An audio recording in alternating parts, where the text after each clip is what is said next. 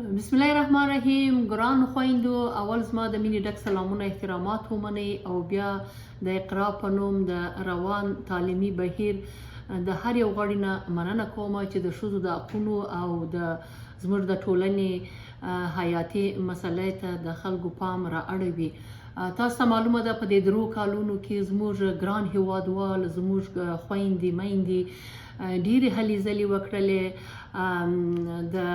د ښځو د کار دپاره، د نجونو د ښوونځي دپاره ډېرې هلې ځلې وشوې، ډېرې خوارۍ زارۍ کړي دي، مګر نه ښځې کار ته ولاړې او نه نجونې ښوونځي او پوهنځي ته.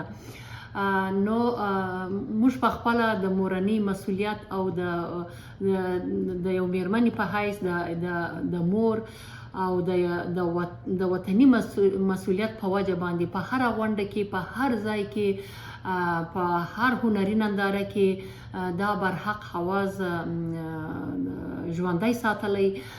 دا کار ځکه کوو چې موږ ته هم مور، پلار او د وخت حکومت قلم او کتاب را کړی وو او موږ په خدای او په وطن مین اولادونه را وروزل.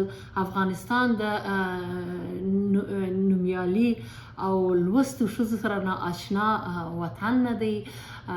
په دغه غازي هیواد کې زرغونه انا، نازو انا، رابعه بلخي، عایشه دورانی، ملاله، ناهید شهید او په زرګونه نور قهرمانې ښځې روزل شوي او دوی دغه وطن ته قهرمان بچي روزلي دي.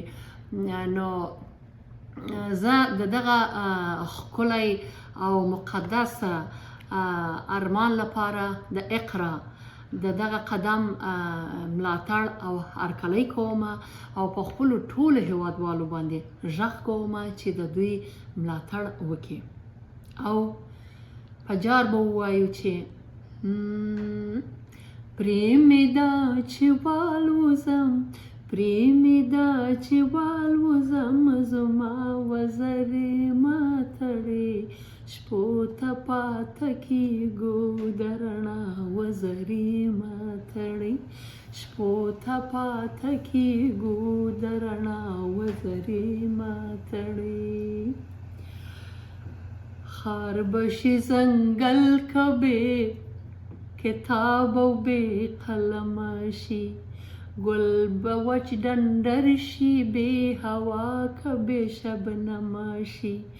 مشه ادم ګوښینه هوا دې بې ادمه شي، مړاوي به ادم شي، مړاوي به ادم شي د هوا وزرې ماتړې شپو ته پاته کېږو د رڼا وزرې ماتړې شپو ته پاته کېږو د رڼا وزرې ماتړې. مننه.